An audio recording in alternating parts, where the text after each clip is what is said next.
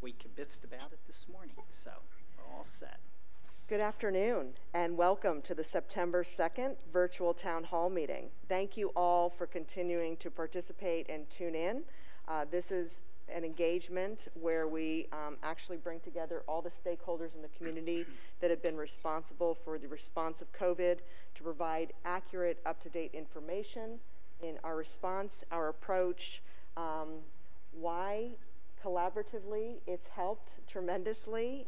So we want to keep encouraging our residents to continue to participate and really abide by the requested guidelines that we've set forth. So as always, we have a great lineup.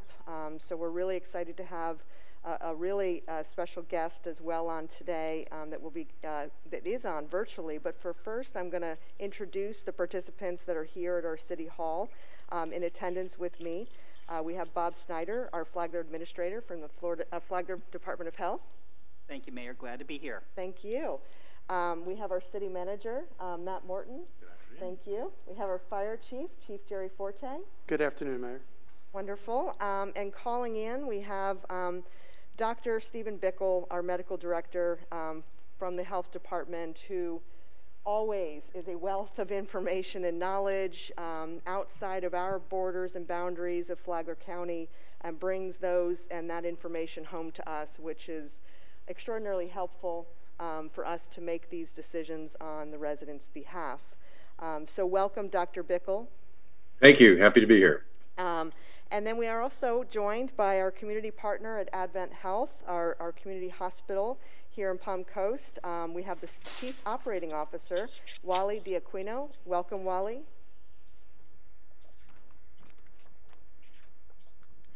Hopefully Wally will be unmuted.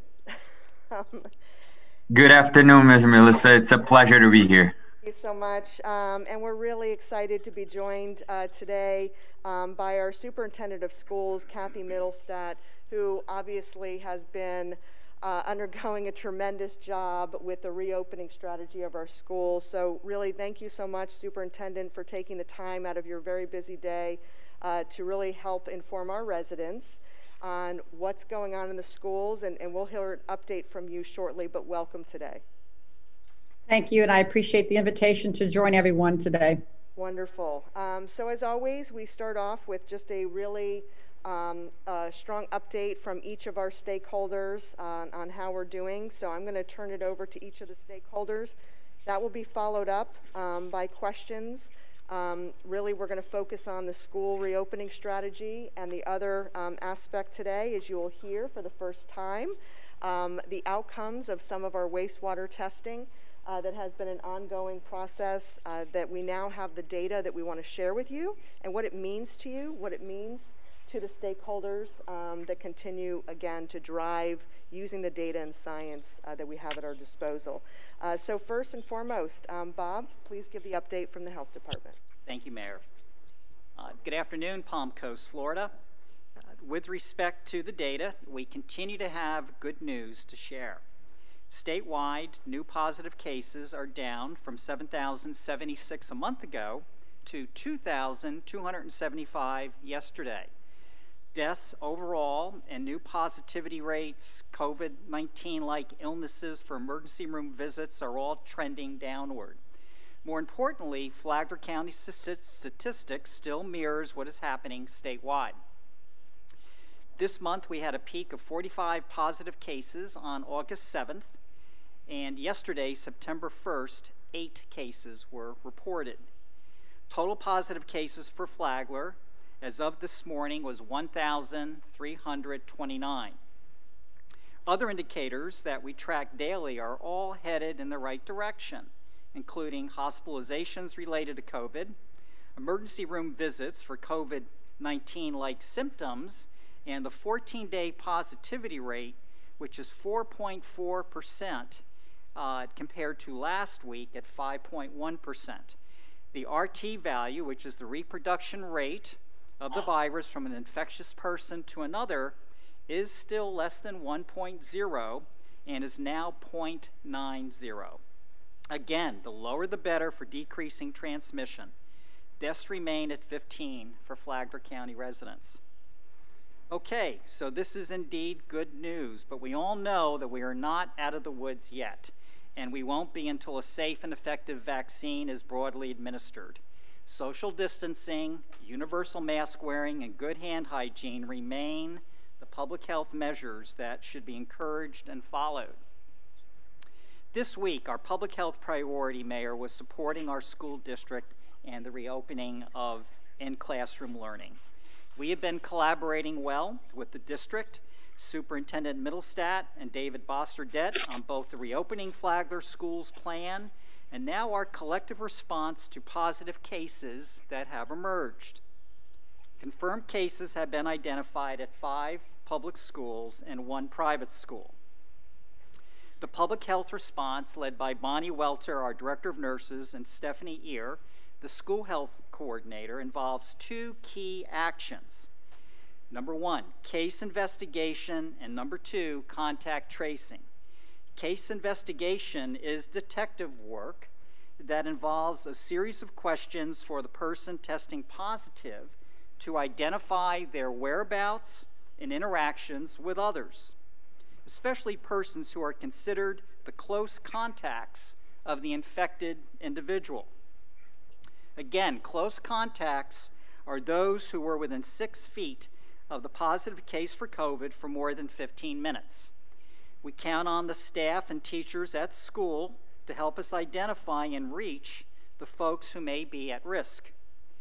Our staff makes contact, and through another series of questions, they may be asked to quarantine for 14 days, look for symptoms, and possibly get tested themselves.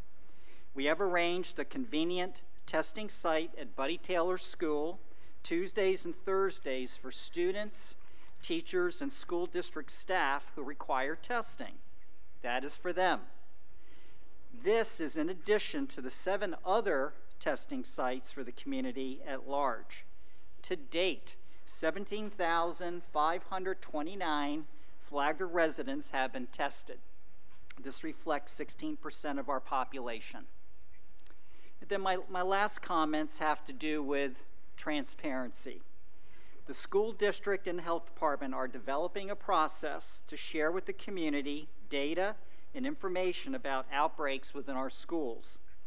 This can be accomplished without violating HIPAA and privacy rules. We are anticipating a weekly summary that will identify number of positive cases by students, staff, school location, class impacted, and finally, the public health and school district actions that we're taking in response to the outbreak. So much more to follow. Thank you. Thank you so much. We're now actually going to ask for an update from our Advent Health system. Wally, can you please provide an update? Sure, good afternoon, everyone.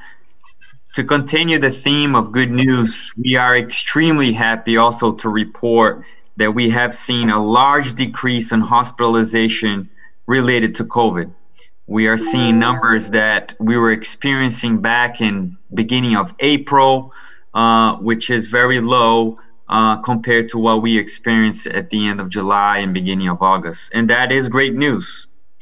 This is obviously a result of the campaign that we're doing in our community, the hard work that the health department is doing with all of the contact tracing, our community taking the time to wear the mask, social distancing.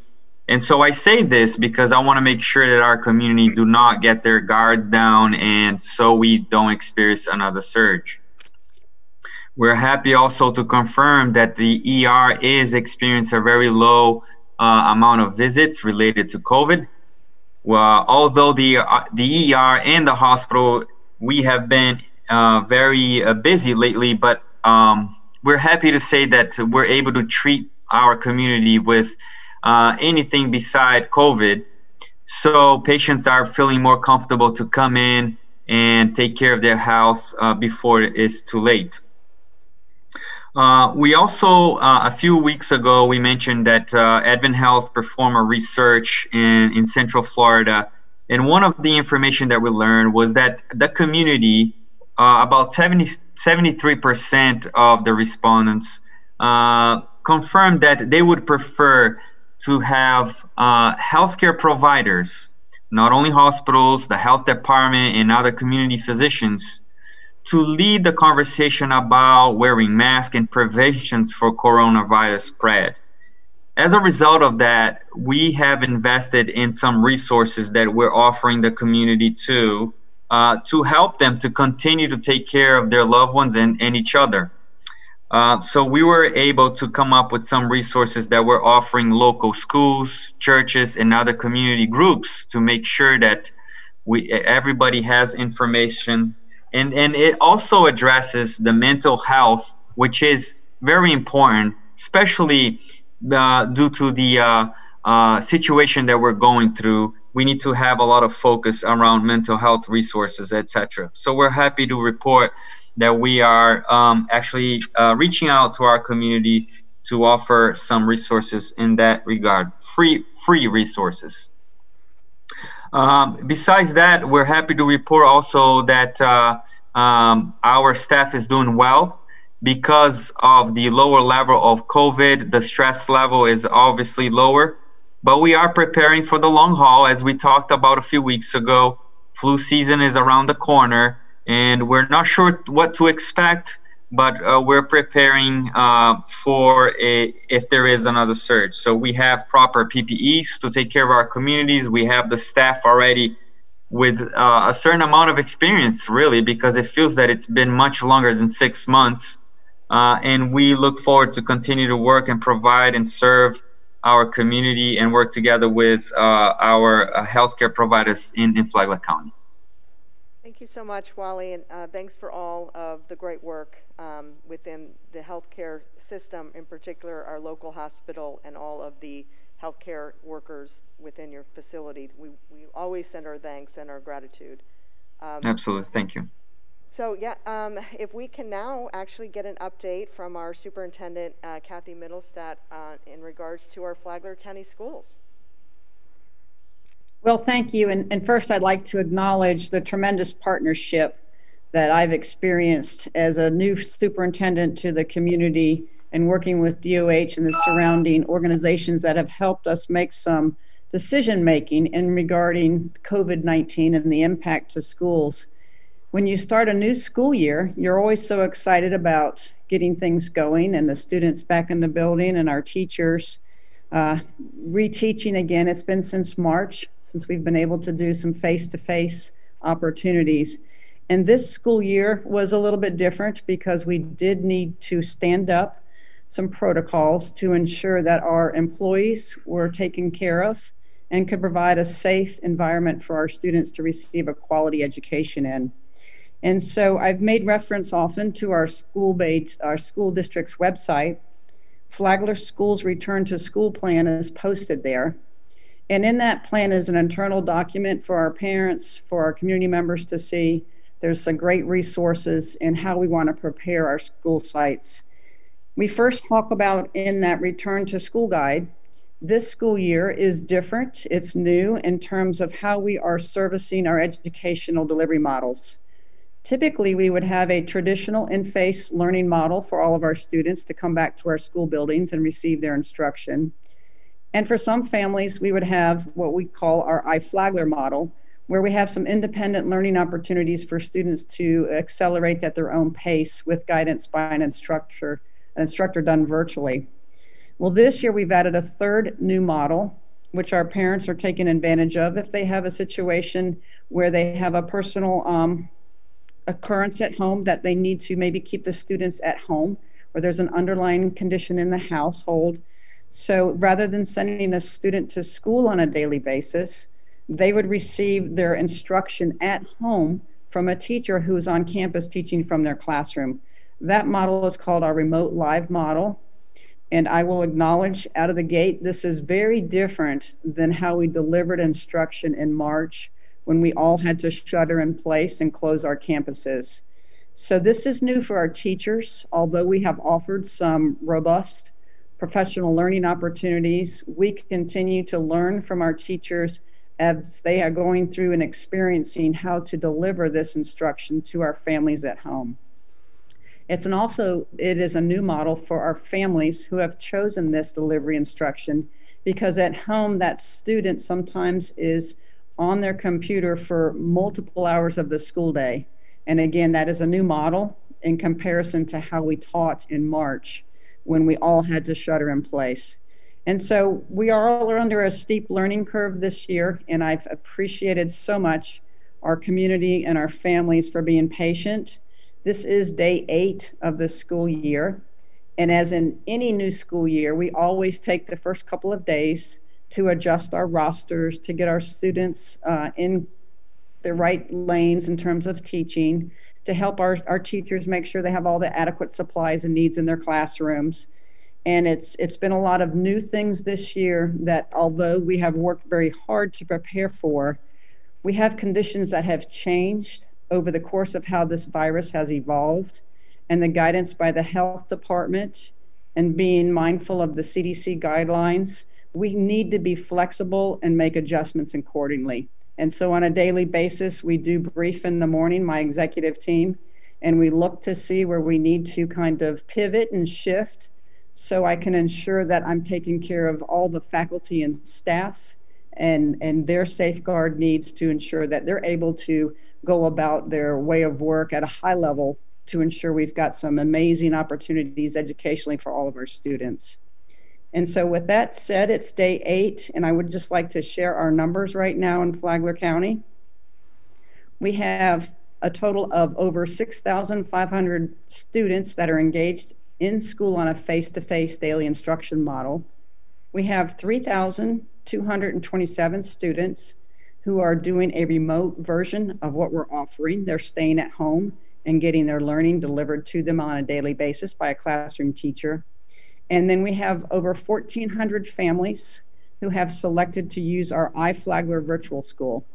And at this point, that's where we stand with our enrollment. And each day we have more families that are becoming engaged with one of our 3 learning models. And that's typical. We see as families move to Florida, Florida typically starts the school year prior to Labor Day. And so it's not uncommon for us to see daily enrollment numbers continue to increase even into the first part of September past the Labor Day weekend, when our northern families come down to Florida and go, oh, wow, we didn't know you were you had already started school. So we're working with new families who come to our area every single day.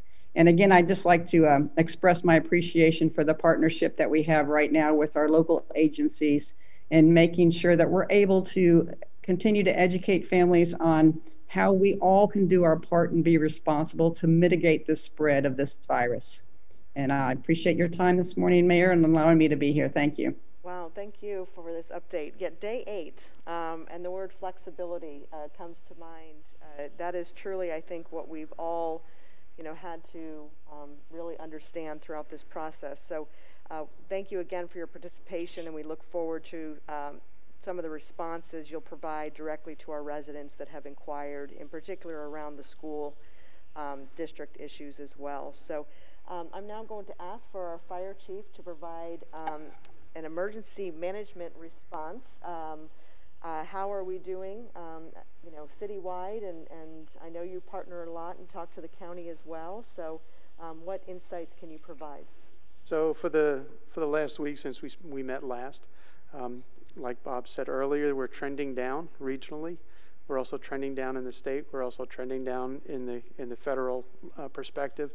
And for us, that's good news. And as we have the students going to school and interacting, we'll probably see some spiking. But part of what we're doing is we're dealing with this in a long-term adjustment. And part of what the city's response and the fire department response is just to deal with these things as they start to come up and maintain the social distancing, maintain isolation when we need to, make sure that anybody who's sick doesn't come to work. And I think if we stay on that track, we'll be able to deal with these small spikes as they start to make themselves known. The department has been doing very well right now. We've had our 3rd confirmed case of a firefighter with COVID. They returned to work on Monday. They're back again. They're feeling fine. But again, it's still a scare when you've got somebody coming in and they have had it, and the rest of the department is a little on edge on making sure that everything's clean. We disinfect everything a lot. We have a person that goes around to every station at least once a week. So disinfecting is a big part of our operation. Responding to calls is still up. We're still going to all the calls. We're still doing everything that we need to with proper PPE. The sheriff's office is acknowledging when we have a positive case or the potential for a positive case, and they let us know, so we are well prepared for when we go in. Certainly that's a far cry from what it was like and the uncertainty in March when we were going to calls and we didn't know what we had and we didn't know what kind of PPE was required. So the crews are comfortable responding in that respect.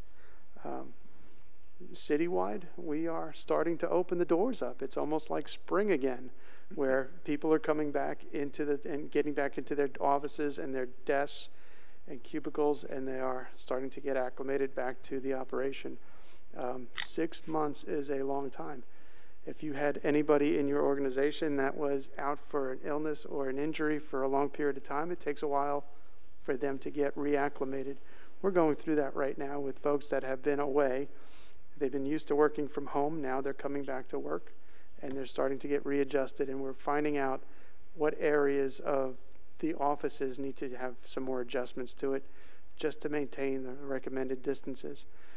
Anybody that does come in after October, when we start opening up City Hall, there's going to notice a lot of changes, and you'll see glass at the bump outs, glass in some of the partition areas. Folks are going to be walking around with stickers on their arms and making sure, because we're checking ourselves before we come into work. Same thing with the public. When they come in to do business, they will be checking their temperature and making sure that they're safe to come in. So, you know, I say this a lot both to executive team and our staff is we're at cruising altitude of 30,000 with the expectation of running into some turbulence until this ride is over. And that is exactly what it's going to be like, is every time we open up a new aspect of the public, there's going to be a bump and spike in some of the COVID cases, but it'll take time, and then we'll work those out as we go. Yeah, and I agree. I mean, you know, progress, and this progress we've made based on more information we get each and every day helps us just make those decisions that is responsible on behalf of the residents. So, you know, the patience that our residents have demonstrated has been tremendous, and I think that is really due in part to their commitment to their neighbors and their friends and to the first responders and our healthcare workers and right. everyone who has continued to sacrifice in many ways. So, Matt, did you want to add anything in particular from the city reopening strategy, some of your thoughts on where we are? It's interesting because, you know, now that we have the school strategy reopening, I know a lot of your employees have students in the school district, and you know that has certainly been part of the decision-making process on reacclimating them back into City Hall as well. So anything you can add from this perspective? Yes, thank you. So yeah, that was very strategic in our timing. You know, when the governor kept extending the time frame for facilities and meetings to either be closed or augmented, we looked at that last extension and said, okay, we're at the point now where schools are going to open very shortly. And as the chief mentioned, every time we introduce a new aspect, what we have learned is that there'll be turbulence, there'll be bumps. And so that was a very deliberate decision. We will open October 5th to the public, and it was to give that crossover time for the school to get engaged, for a large segment of our community to adjust to new routines of getting children to school or schooling from home, and new routines and before and after care, new routines with, you know, the many, many employees who serve our community through the school district, with teachers and staffs and janitorial staff, as we mentioned, doing the heavy lifting of the cleaning and the sanitation. And so we're watching, we're communicating, we're taking those lessons learned. We had a very productive meeting again this morning with our executive team here at the city to put the finishing touches on our reopening strategies, which include City Hall, which include the soft opening again of the community center, which I know many people are very excited about, and the soft opening of the pavilions and some of those last aspects of our parks as we continue to move and monitor. And so again, as the chief said, we're you know, at that altitude, we're moving forward, we're very much anticipating and expecting some bumps, but we're also planning for and devising strategies around how to deal with those unanticipated bumps as they come forward. And that's been driven off the strength of many great partnerships. So very, very confident moving forward that we're headed in the right direction. Great to hear. So we're going to have a few questions posed in regards to the schools. So I'm going to pose these to the superintendent. And please feel free to respond, or anyone else on the panel that can add to the information to that. And then we're going to pose some of the questions, the other questions that will be posed to both Dr. Bickle and Bob Snyder from the public health perspective. And then, as I said, the audience will be seeing the data for the first time on maps that have been developed in-house that I think the residents will find very helpful and understand why we took the step we took. So as far as the schools go, Kathy, I would just, one of the questions is, who is responsible for sanitizing the desks and chairs between classes? Are you sending in custodians after each classroom full of kids departs and prior to the next classroom full of kids? I know teachers do not have enough time between classes to do this. Do you supply teachers with proper PPE, masks, disposable gloves, disinfectant wipes, etc.? So that was more than one question, Mayor, but no, I'm just kidding. I'm happy to recap that. So when we look at our school buildings, we look at our classroom safety first, and deep cleaning occurs every night by our custodial teams. And we have enhanced cleaning that we have staged up. We use electrostatic sprayers. It helps spread some disinfectant to some of our hard touch surface areas. That deep cleaning occurs at night. Throughout the day, we have some mitigated safeguards in place for frequently touched areas that our custodial team assists with. In a classroom, we have offered to our teachers opportunities to do some additional table wiping. We have students coming into the classroom where they're frequently washing their hands if there's a sink in that classroom. If not, we have a hand sanitizer. So we can do those transitional periods to try to maintain some cleanliness throughout the school day. In our cafeterias, of course, we are using assigned seats. We are facing students forward in the same direction. We are using the CDC guidelines, and we are spacing wherever we can achieve 6 feet in some of our large common areas, in addition to our classrooms as well. And then beyond that, of course, we are adapting the facial mask covering component, and we do have those readily available to our staff and our students as needed. I'm not sure if I was disconnected or not. I can see you. Can you still hear me? Yes. Okay. So we have put all those components in place to mitigate the spread, to make sure that we are cleaning those frequently touched areas, deep cleaning at night, and utilizing the facial coverings throughout the day when we cannot achieve social distancing. So that also applies to our buses as well. When students are on our bus, they're wearing a facial covering, and we are deep cleaning our buses on a daily basis. And we have spread the seating on our buses to the best of our ability to achieve social distancing, to continue to allow those families who need to access our transportation system to do so. That's great. I remember at the beginning of COVID-19, when we first learned of it, I think it was Dr. Bickle who said, we're social creatures to begin with. We like the interaction. We like being near each other. In particular, children. It's hard to tell a child when they're on a playground or they're out with their group of friends to try to keep your distance. So I commend you for certainly putting in all the precautions that are necessary, but what a tough job, that is, and that you have. So we do really appreciate it. And I'm actually going to ask a question about the children that came up, and I'm going to pose this first to you, Bob, and if you want to then put it to Dr. Bickle. But since we're on the topic of children, can you provide any insight on what the health department leaders know about COVID-19 infections and children? Well, I can share that, just some data with you, and then I'll pass on to Steve. So we have 122 children in Flagler County who have tested positive for COVID. And it's a positivity rate of about 13%, which is less than the state average of 15%. So comparatively, we are in better shape than most counties. with respect to children under the age of 18 who are impacted. And I know that Dr. Bickle has done a lot of research about children and COVID. So, Steve, I'm going to pass it on to you. Okay, thanks. One thing I want to just sort of support what Superintendent Middlesex said about the environmental stuff is that there are several things that have kind of changed in our thinking over the last 6 months about COVID spread based on evidence that's come in. One is that environmental, meaning surface contact spread, is probably significantly less than we thought in terms of a factor.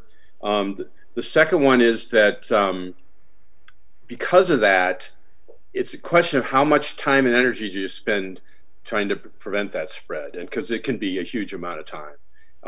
So the CDC has even been kind of de-emphasizing this, and I think the measures that she described are more than adequate. It's really thought to be a fairly small component of spread, and the reason for that, there's a couple of reasons, but one is it's not one virus that infects you. The estimate is maybe a load of about 300, which comes easily in a droplet or when you breathe it out, but on surfaces, the counts are smaller. It's thought that partly once it's on a surface, it starts degrading, that it's just not thought to be a major factor. So I think there's just kind of been more of an emphasis on preventing respiratory spread and less on environmental spread. So what they're doing is in keeping with that.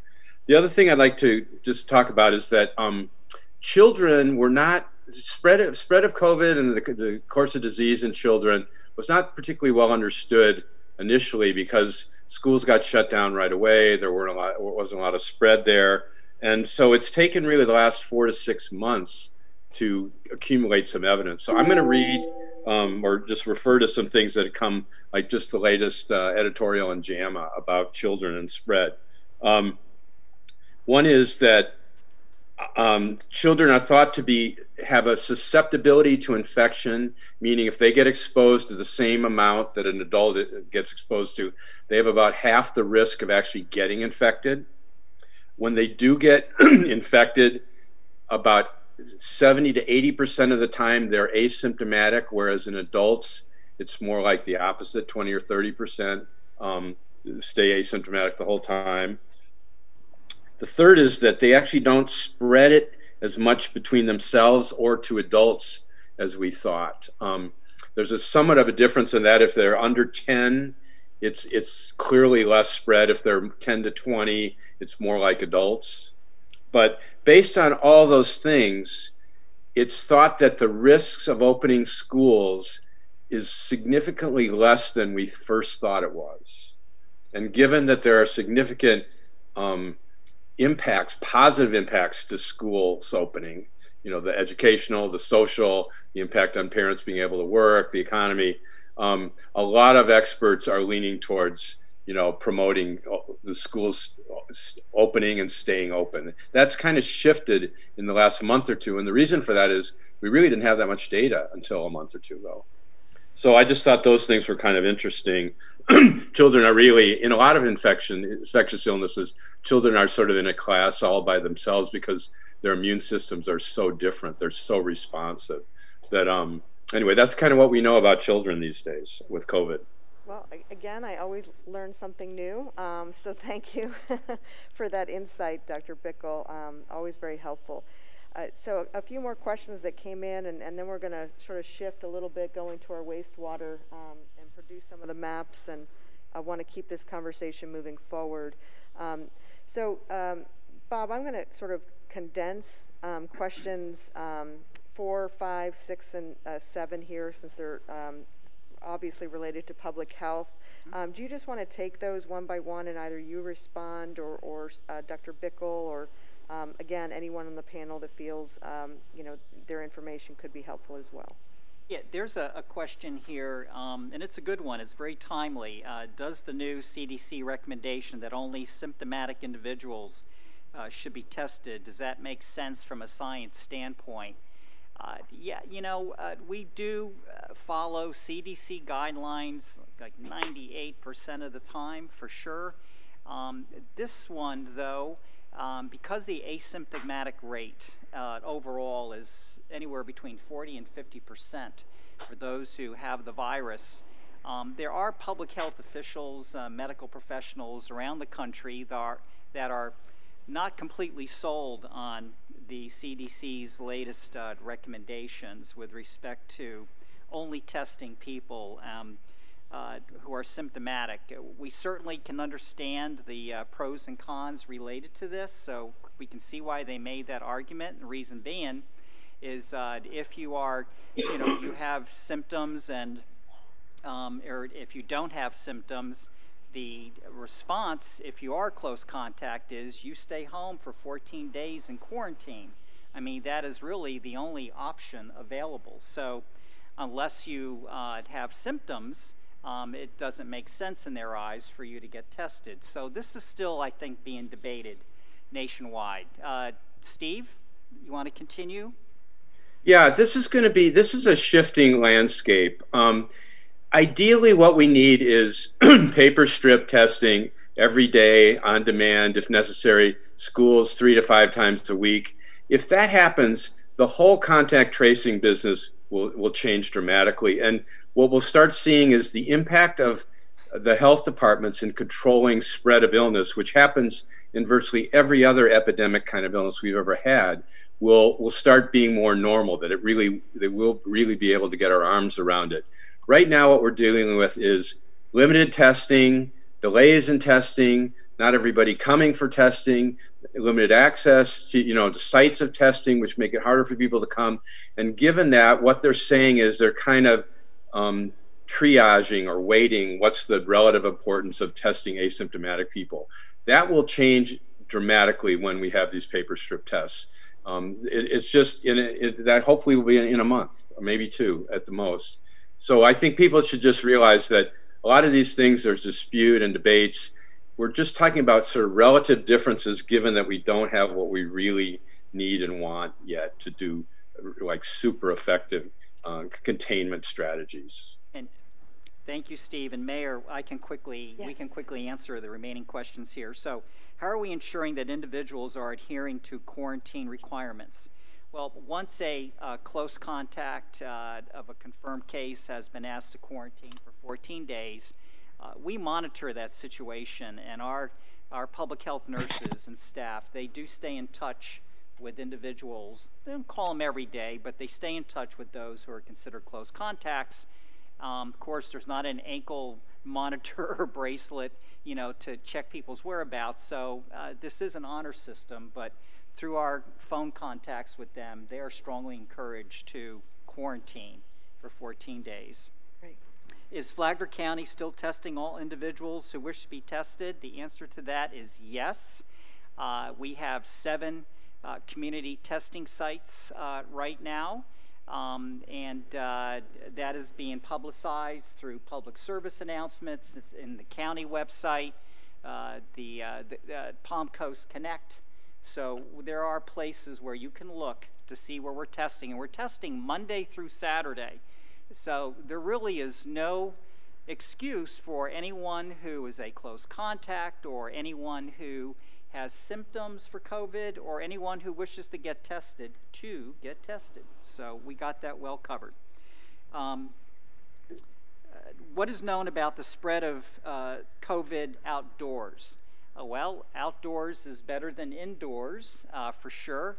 But Steve, I'm going to pass the baton to you to talk more about outdoors versus indoors.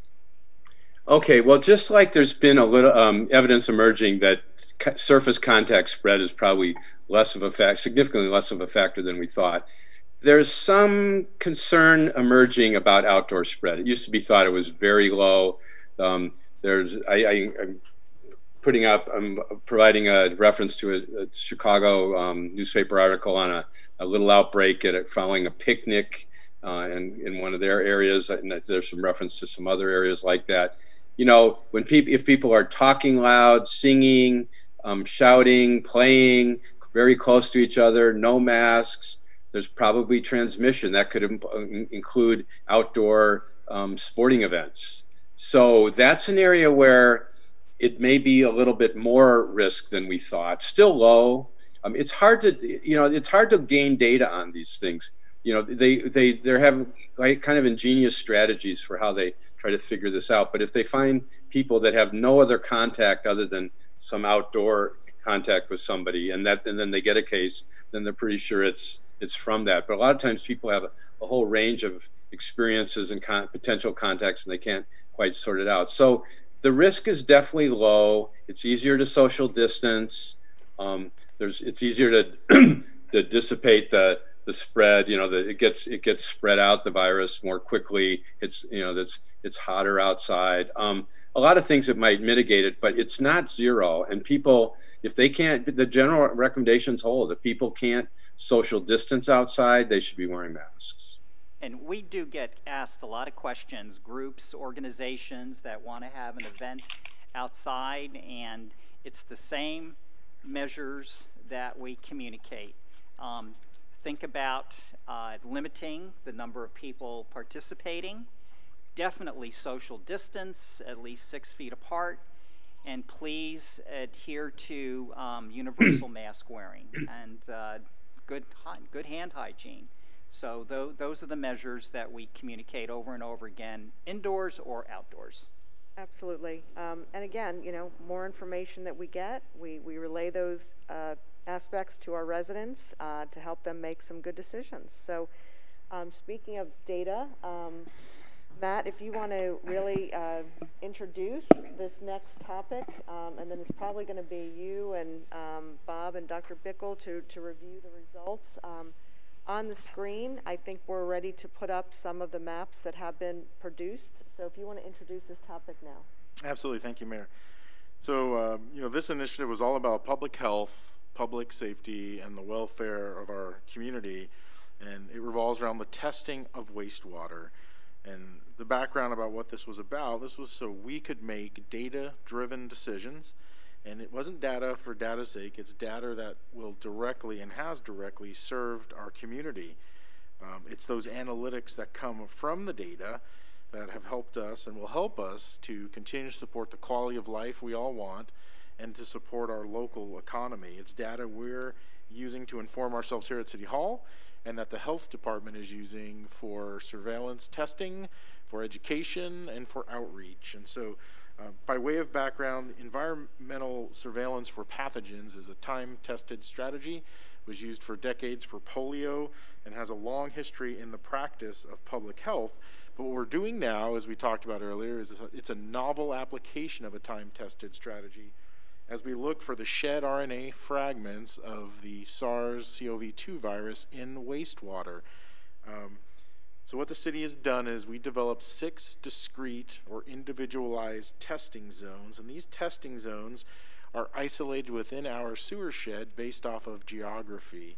And the reason is once we create a geographical nexus, we can begin to understand different areas' impact of the virus and its prevalence and its location within the community. What we've done and we're showing here is we overlaid those testing areas with our schools and our assisted living facilities. So again, to draw one level deeper of what does this information really mean to us as a community. So again, just by way of background, the approach is that there is value in testing because we can test broad populations very, very quickly, and on a scale, it's relatively affordable. So we're achieving this, as Dr. Bickle mentioned, ideally we're gonna get this on-demand paper testing. This serves a very valid function for this broad testing. This data that we're getting absolutely can help our community understand and even get ahead of potential outbreaks. There are several case studies now documented in the United States where wastewater testing help people understand prior to an outbreak, before they saw. So again, because you're mobilizing that testing, you're mobilizing those resources. And this approach has absolutely been acknowledged by the Centers for Disease Control, the World Health Organization, and the National Institutes for Health. So with that as a background for why we launched into this sewer testing by council's request of any data, any information we can have to better inform and serve our community was a valuable proposition. The fact that this is based in very contemporary, developing science, we wanted to show the map and ask for 2 things today. One, for our health department to explain the data, what it means. Dr. Bickle is going to help us interpret the testing data we're getting and how it's being shown on maps. And then just as importantly, or more importantly, how the health department is using this data to better serve our community. So, Bob, are you going to start, or Dr. Bickle? Okay. Yeah, Okay. absolutely. Thank you, Matt. Yeah, everyone, this has been a real positive collaboration with the City of Palm Coast, because our strategies and actions in response to COVID, we want it to be data-driven and driven by information and then analysis. So that is what we're doing here.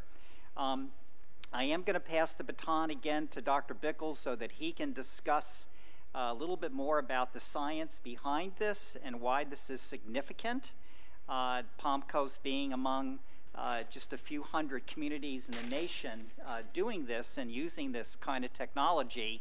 And then I'll ask him to pass back to me, and I'll try to connect the dots between what this means to us as a health department for our strategies going forward. So take it away, Dr. Bickle. All right. Well, first of all, just to let people know how these tests work, they use basically the same testing technology that we use for blood tests. It's the PCR method, looks for sequences on the RNA of the virus. And people may or not realize that when somebody has this infection, they may be shedding millions of viruses for a very small amount of fluid in their mouths or other body sites. So there's a lot of the sensitivity of these tests is profound. So it's possible. They've even shown, like in Europe, they first started doing this because Europe got this, got COVID before we did. They had a few areas that they picked up activity in the wastewater before they even had one diagnosed case in that region. So it's a super sensitive test. They do a variety of adjustments for the volume of wastewater, the number of people in the area, and then you can compare each area to itself for prior time periods to see trends. So it's very useful in terms of data gathering, and we use it for three things.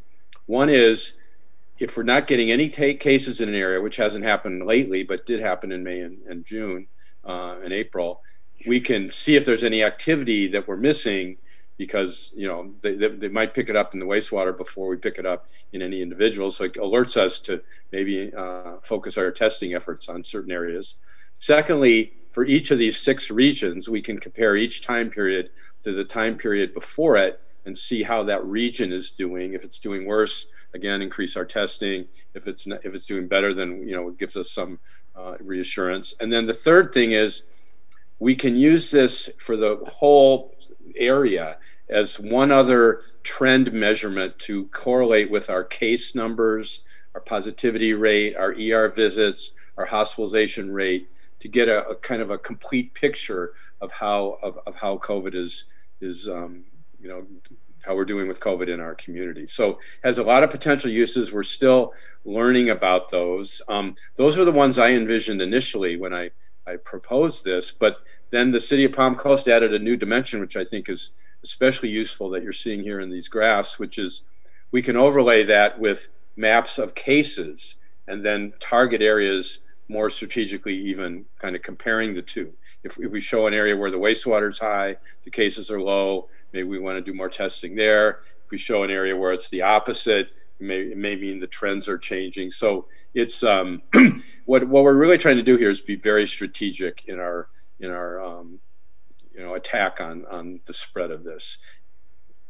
So thank you, Steve. So how we're able to use this, I'm just going to give you 2 examples. So I'm looking at one of 8 maps that have been developed from the analysis. And so this is the wastewater testing analysis for a section called the PS-B section, which is sections F and parts of C in Flagler County, Palm Coast.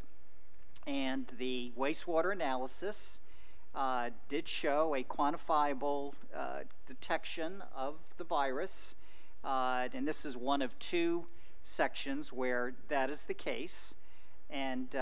So, you know, we also noticed that there are positive cases in this area as well. So we decided to strategically get a community testing site in this area. So right to the north of Section F, the Italian American Club. It has been identified and graciously has provided their club and their parking lot for a drive-through COVID-19 testing to occur. I believe we're starting tomorrow, Thursday. So we will continue to have that be one of our weekly testing sites.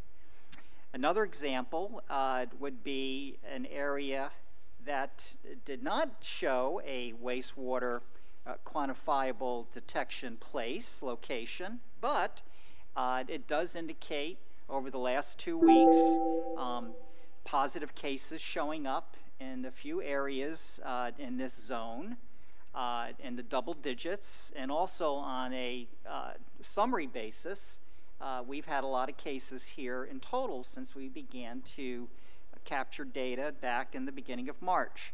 And that would be the Section W of Palm Coast and parts of R and B sections. So we felt it was important to identify a community testing site for this area as a result of total positive cases. And so that will be Mount Calvary Baptist Church, and we will start testing there next week. So thank you, Mount Calvary, for allowing us to be a drive-through location starting next week. So that's just 2 examples of how we're using data that is, again, positive cases in the last 2 weeks, positive cases in total since this began, and now the wastewater analysis, so that we can overlay both sets of data. And as Matt said, you know, we also know where there are nursing homes, long-term care facilities in these areas, schools. So we just have a wonderful picture that we've been able to identify for helping us make decisions going forward. So this is very important. And especially, you know, when rapid testing does become a reality, you know, that's just an added layer that we can attach and associate with this, again, to give us a better understanding. The interesting thing about Palm Coast is, you know, we own our own utility. And so we were able to utilize this opportunity because of that. And so we definitely want to thank our utility department who have really helped you know, identify those 6 different zones in the community, and where those areas where the lift stations would be make the most sense as a collector point. So this truly is pretty innovative, and it's exciting to see how we can then take that data and evaluate a strategy moving forward, in particular with the reopening of schools and having the schools as an area. If we do see a hot spot that arises, the reaction can be very quick and thoughtful, because we understand it can be contained as well. I think Dr. Bickle termed it guerrilla guerrilla epidemiology. Yes. Yes. So, yeah, so we're truly excited about this. Again, you're going to continue to see this information. This is all public. So when we share this, we're going to share it with the public, which is great as well. And so anything else to add, Dr. Bickle, as far as the wastewater testing that you find of value with the data that we're already seeing? Yeah, one thing is that the final sort of pathway here is finding the individuals that are spreading it to other individuals. So that's why the testing is so emphasized. But this allows us to target the testing. And you know, the more available it is, the more people are going to do it. And it also raises awareness in communities. So it's part of a sort of a comprehensive strategy that includes testing. But this really helps us direct our efforts. And, you know, with Superintendent Middlestat here today, one final question that came in, but I think, Bob, you addressed it, is really about going to be made aware of COVID cases at the schools. And so I'm glad to see you guys are working on a strategy on how you're going to identify those without the HIPAA violations, where, you know, the residents can have this information as well. So how quickly do you think that would be available? Well, we conference on a formal basis weekly with Superintendent Middlestat and members of her team. We do that every Monday. And so this past Monday, we decided that, yeah, this is our week for developing a process whereby at the end of the week, for those who want to know this information, we're going to identify the number of students, school district staff who are confirmed positive cases.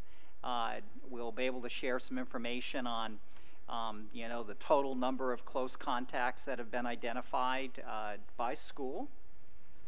And we'll be starting that hopefully this Friday. So we're working on the process, developing a plan, and we just feel it's important to kind of take the same pathway that Orange County has done. They've been very open in their communication with the public about outbreaks in their school district, and we just feel that this is important, to be honest and transparent, not only with our teachers and with our staff, but the community.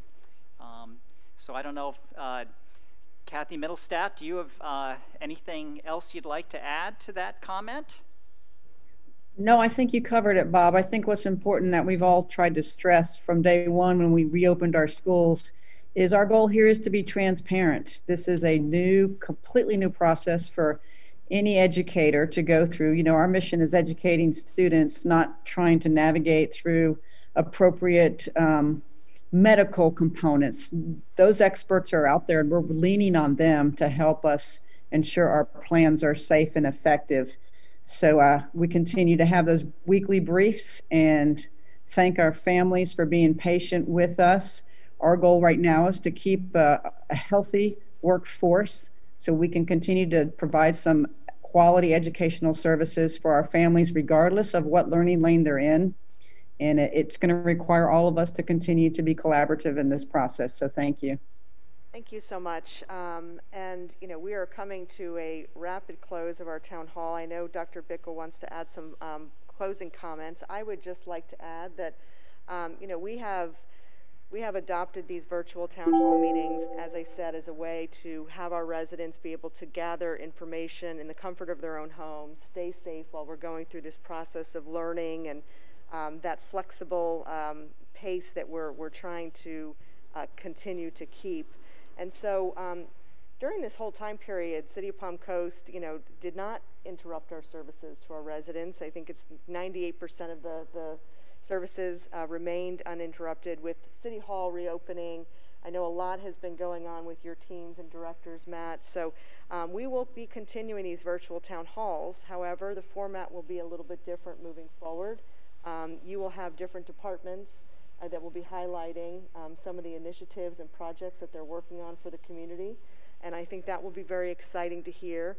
We'll still be having some updates from our health department as you know, that continues to change and information is new. And we'll continue to invite different partners on the calls to provide this information. So I'd ask our residents to continue to participate, but really ask these questions. So if there is a particular department coming up that you want to hear more information about, please submit your questions to Palm Coast Connect each week as a way to, again, get a response. Inquiring minds want to know, and now they'll be able to have that understanding of what's going on in their community and their city. So I've been very, very grateful to our community that continues to partner, watch these meetings, share these meetings with their neighbors, and continue to stay safe. So thank you for continuing to do that. So Dr. Bickle, your closing comments. Yeah, just one thing. We've prepared a reference list of references for COVID, all sorts of related topics that will now be, Tyler's going to post it on the Palm Coast Connect website, and we're going to update it weekly with any kind of new developments, some of which I'll refer to in my you know, talks, and otherwise they'll just pop up there. Well, thank you again to all of our partners. Thank you again, to our first responders, our healthcare workers, and to our community as a whole. Continue to stay safe, continue to adopt these measures. Please, you're making a difference, you're having an impact, and we really value your partnership. Thank you.